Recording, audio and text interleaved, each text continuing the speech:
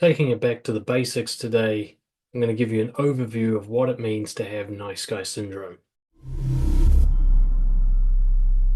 The term nice guy syndrome was originally coined, I believe, by Dr. Robert Glover in his book, No More Mr. Nice Guy, and since then many dozens, if not hundreds of men have expanded on this.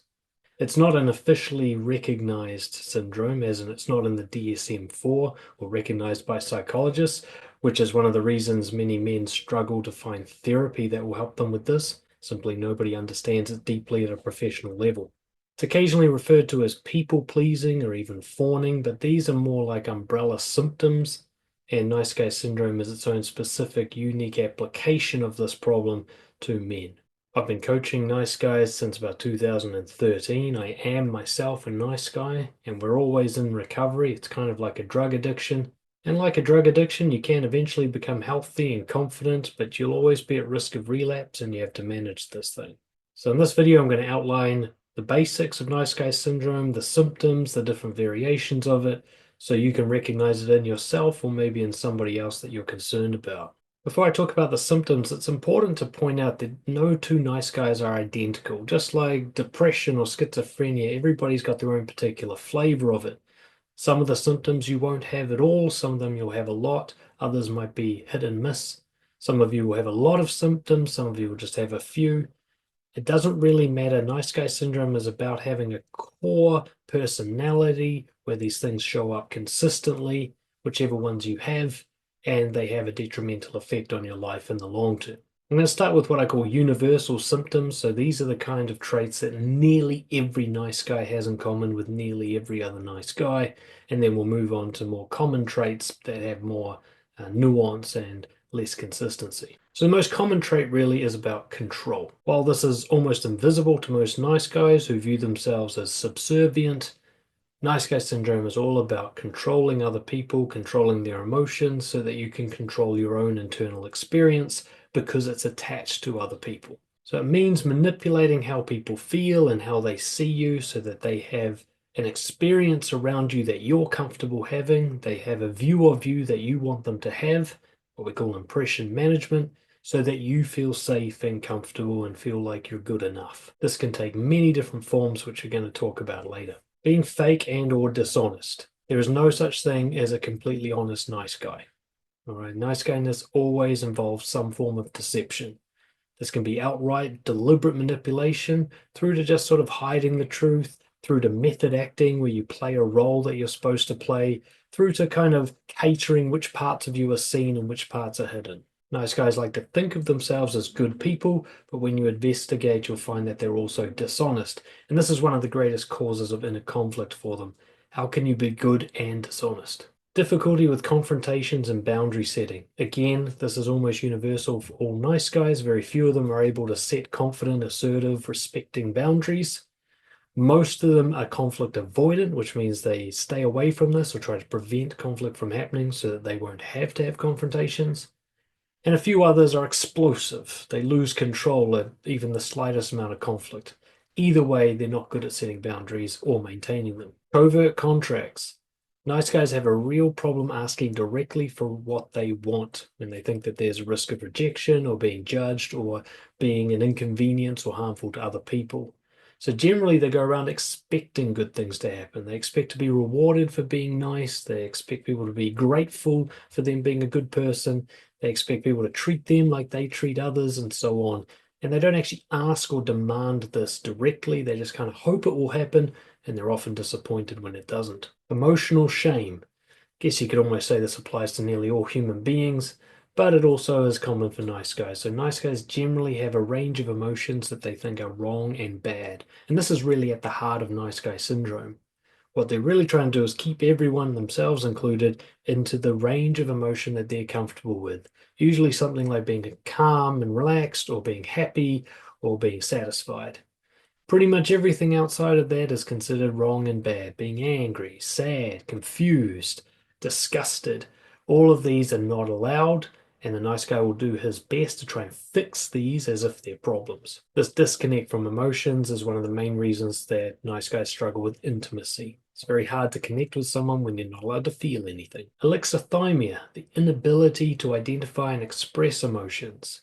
Because nice guys are so suppressed emotionally and so conditioned around shame when it comes to emotions, it's very hard for them to even know how they feel. They generally have two settings, good and bad, or calm and stressed, or okay and angry. And they can't really name or identify the nuanced range of emotions. Fear of rejection and abandonment. Not every nice guy has this, but most of them do. And it's a hidden driver behind a lot of their behavior. The reason that they're conflict avoidant or the reason they're trying to make everyone like them is because they think being rejected is some horrible disaster, and they fear that deep down they're not good enough, and once everybody realizes that, they'll lose them. Seeking approval and validation from others. A nice guy's sense of identity and confidence is directly attached to how other people perceive him and react to him. So he gets his good feelings about himself by getting other people to feel good about him. And if they feel bad about him, his sense of feelings about himself go down. Now, not every nice guy is the same about who this applies to. Some nice guys don't give a shit what strangers think. Some nice guys only care what strangers think. Some people worry about what everyone thinks, including young children. Other people only have specific, attractive women that they're worried about, and so on. But at the heart, every nice guy is seeking validation and approval from somebody. Some of them even do this by being contrarian, which is they appear to seek disapproval. They appear to try and fight back. You can tell that it's fake because they'll disagree on things that contradict with each other. They disagree just for the sake of disagreeing. They're disagreeable just to be seen as disagreeable. This in itself is actually validation seeking. You're trying to be the bad boy. Next, we'll have a look at common symptoms. So while these come up a lot, you're probably not going to have all of them on this list because it depends on kind of what type of nice guy you are as to whether or not you're going to have these symptoms. Obsessed with women's approval obviously doesn't apply to gay guys, but having this fixation on women in particular, wanting them to like you, trying to have sex or get into a relationship to prove that they like you, generally feeling that pleasing a woman is the key to happiness in life. Sometimes it even takes the form of conquering women to impress other men. Fixation on your reputation as being a good person, becoming obsessed with how you're known and changing and adapting, avoiding and seeking, all based on maintaining a reputation as a good person. Even to the point where you will abandon loved ones in order to make a stranger like you because your reputation's more at risk from them. Extreme emotional reaction to unfairness. Nice guys have a deep sense of empathy for anything that's unfair. They're the kind of people who will overreact to somebody cheating in a board game, kind of person who'll get really huffy and upset by people being bullied or people being mistreated in some way, beyond a kind of normal sympathetic reaction. Sometimes they'll even react to something petty and small, like not slicing share of birthday cake evenly. Risk averse. Nice guys are all about control, so the opposite of control is risk taking. Nice guys don't like to go into situations that they aren't sure of winning, they aren't sure of doing well. So they'll either stick to the things that they know they're going to do well in really easily, and or avoid the things that they're not sure they're going to crush immediately. They like to be the big fish in the small pond. Pukes. Most nice guys suppress anger and eventually they snap. Sometimes it goes inwardly and sometimes it goes outwardly. So a nice guy puke is when a guy suddenly throws his toys over a minor issue because he's been suppressing so much anger for so long. What I call nice guy rage. Sometimes it's inward, like depression or abusive behavior, like binge drinking or even cutting yourself. And other times it's external, like even up to violence. An inability to accept changes to plans. Again, under the theme of control, nice guys get agitated when plans they had are interrupted or interfered with by others, even if the change is a positive one. They just don't like things being changed. They don't like a sense that they're not in control of making all the decisions. Self-sacrificing. Nice guys actually feel good about hurting themselves to help others. In fact, if they don't feel hurt by helping others, they get a sense of guilt. So a lot of nice guys sacrifice themselves. They behave as if they're sacrificing themselves, when really this is actually how they get their needs met. So when a nice guy is self-sacrificing, what he's really doing is being selfish. Unsolicited help and advice. Nice guys will force themselves onto others without permission. They can't admit that they don't know or that they shouldn't be involved in a situation. They've always got to give an opinion. They've always got to direct someone towards the better way of living. They can't just allow someone to make mistakes or be upset or struggle with a problem. Nice guys need to feel needed. Inability to lead or make bold decisions. Again, this isn't every nice guy, but some nice guys have what I call green light syndrome. They're always waiting for someone else to take the first step. Someone else has to initiate or suggest it or encourage them. And if they don't, it's like they're stuck at an orange light. They just sit there waiting for somebody else to move first. High achiever or overperformer. A certain type of nice guy goes and gets his approval by force by impressing people.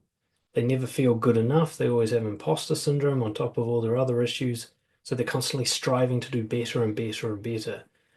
Ironically, a lot of really successful, popular people are actually nice guys, top celebrity actors and so on, and they never actually feel good enough despite having huge amounts of support and fan base. Hiding behind humor and nonchalance.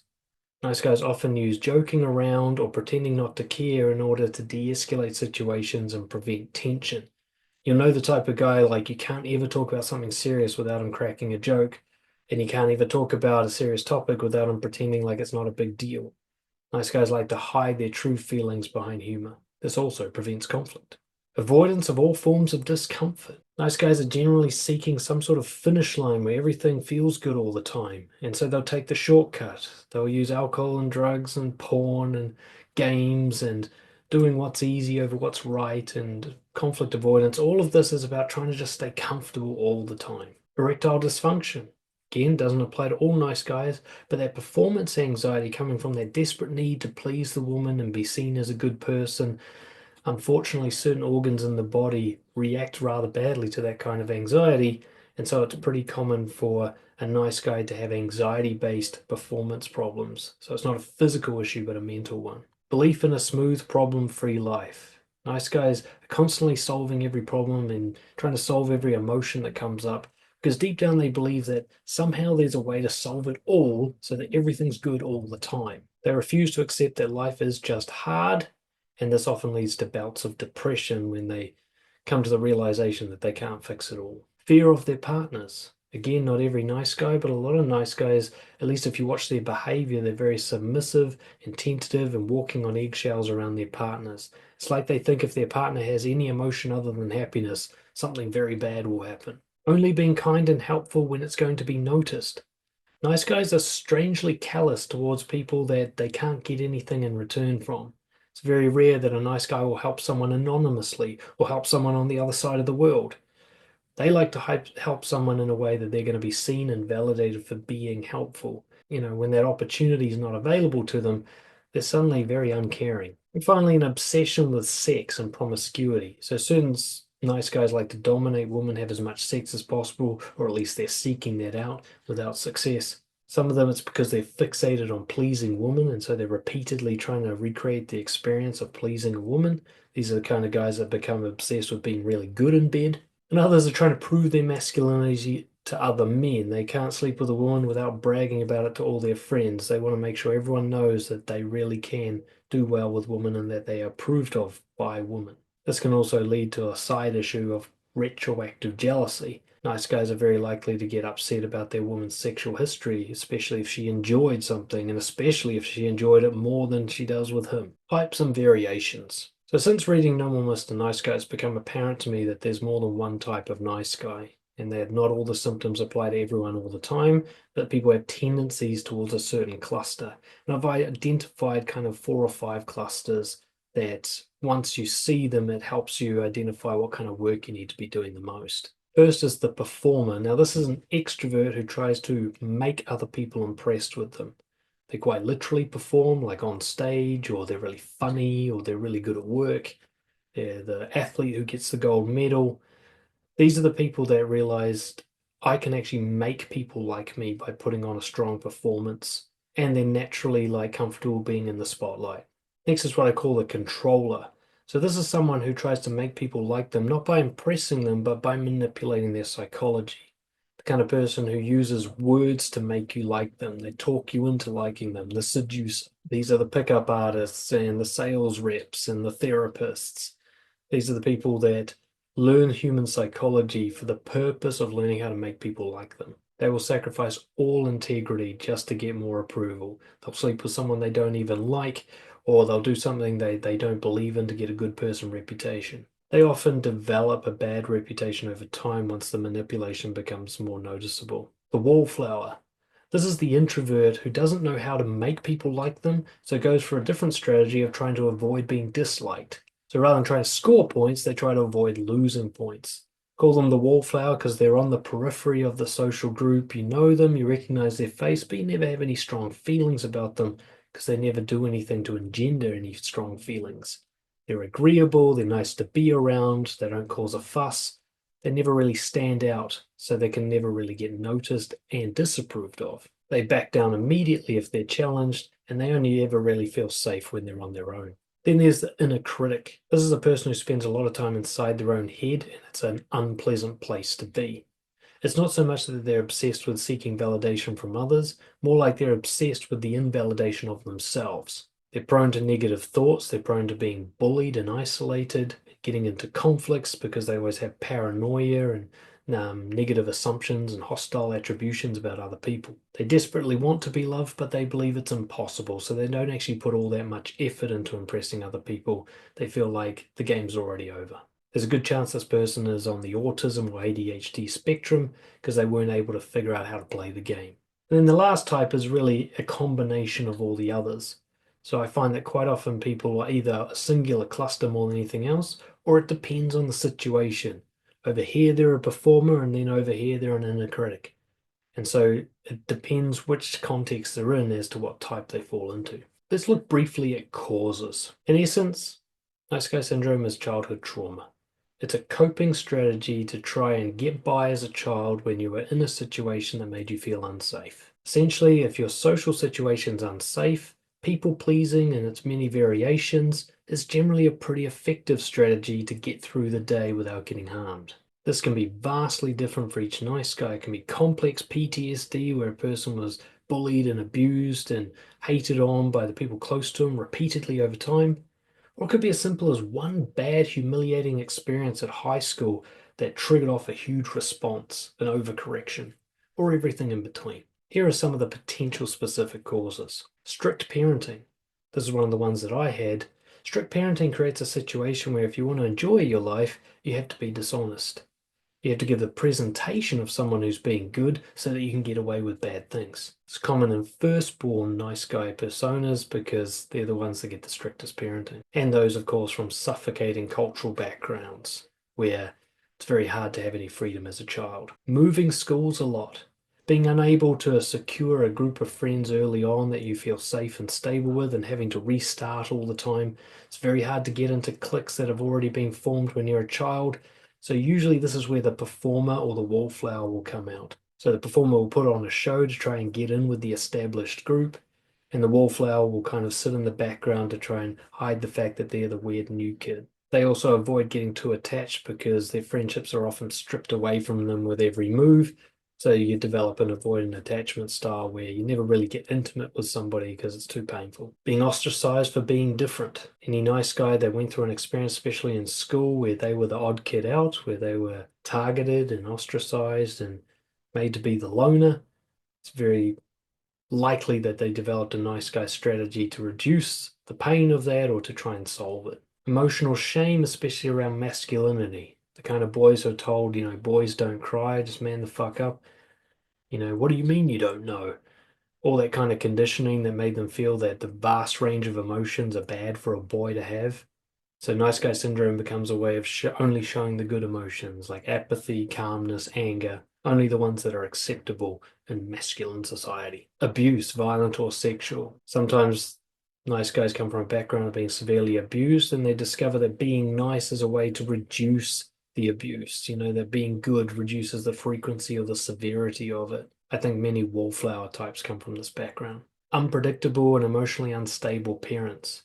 If every time you're coming home to a fucking landmine field where you don't know what's going to set people off, you have to develop a strategy that's kind of broad brush effective. So if you don't know what the rules are at home, you have to develop a way of being that seems to please people as often as possible and seems to control their emotional state.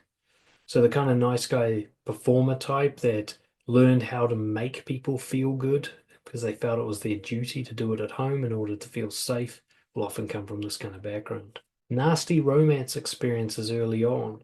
getting humiliated for asking a girl out, having the first love of your life cheat on you and everyone laughs at you about it. There are certain experiences that can break the mind of a pubescent male. I've noticed in the men that I coach that those who had good early experiences generally felt naturally confident with women from there on and were resilient to things like rejection or humiliation. Take that same sort of guy and give him a bad experience right up front, and he'll develop lifelong beliefs that make him struggle with women. Emotional neglect. Boys who weren't cuddled or validated or listened to start to withdraw. They become independent. They start to believe nobody cares about them. So you get the inner critic type. Too much validation and praise. You can actually condition a boy to feel good about approval, and he'll start seeking that out as being the only source. He learns that you get approval from others. And so actually being a high performer, being really academic or good at sports, that can often lead a guy to become a nice guy just because it's so rewarding to be that way. Bullying from siblings in particular. This can lead a lot of nice guys to kind of withdraw into their shell, become full of rage, and develop a sort of nonchalant, detached social experience to protect themselves. Now, obviously, there's so much more, and I've done a whole podcast on the causes and the traumas that lead to nice guy syndrome. But you can see a sense of kind of something going wrong in childhood socially, and you develop a nice guy persona as a strategy to cope with that. Finally, let's look at recovery and curing. Like I said, nice guy syndrome is similar to drug addiction. It can pretty much be fully cured, but you have to treat it like there's always a risk. In a sense, it's the same as drug addiction in that you have to learn how to cope with emotions that you're uncomfortable with. You have to learn how to deal with conflict properly, take responsibility for your life, all the same things that drug addicts are struggling with. You particularly need to face fears around intimacy, around rejection, around conflict, around sexual performance, and being hated by others. The primary moving force in recovery is powerful honesty. At the heart of nice guy syndrome is control through dishonesty and manipulation. So being really honest is always a solution to nice guy syndrome because no nice guy is truly honest. So showing what you're thinking and feeling at all times, boldly and assertively without apology, is the opposite of being a nice guy. So anytime you're doing that, at least in that moment, you're not suffering from nice guy syndrome. One way to focus this behavior is to have healthy confrontations, setting boundaries, demanding what you want, pushing back on things that hurt you, showing people what you stand for, willing to risk rejection, mockery, humiliation, whatever the risk is. Anytime you take that sort of risk deliberately and honestly and hold strong in the face of resistance, you are developing the confidence that will break you out of this syndrome. You got to treat people who are close to you better than you treat total strangers. Get your priorities right over who it is that you should be being kind to. You got to say no to certain people in order to say yes to the right people. You must raise your integrity standards about who's allowed in your life and what kind of respect they get from you. Underneath, you fear that who you really are with all the masks removed is an unlovable person. And in order to face this fear, you have to show that person to the world. The kind of honesty that makes you scared that you're going to be judged and hated. That's what's going to show you that the thing you're ashamed of is actually okay. And that's the big risk that you have to take to recover. You must eventually learn to deprioritize things like your marriage, your friendships, your reputation, your career, and prioritize integrity. Be willing to lose it all in order to show yourself that you're worthy. Be willing to lose it all in order to back yourself. There's lots of limiting beliefs you're going to have to address. Things like, I have to make everyone happy, or life is unfair to me, or it's okay to lie if I'm protecting people's feelings. These kind of beliefs are all designed to keep the nice guy strategy going, and they are not the truth about how to have an enjoyable life. Recovering from nice guy syndrome doesn't mean becoming an asshole. Okay, you don't go from like worshipping women to being a misogynist. The opposite of crazy is still crazy, as Robert Glover would say. So you don't turn to red pill or MGTOW or pickup or incel or become someone who just goes into their shell and refuses to socialize. That's not the way out. That's just a different version of insanity. It's about becoming confident, authentic, honorable, respecting yourself, engaging in the world with who you really are rather than a performance.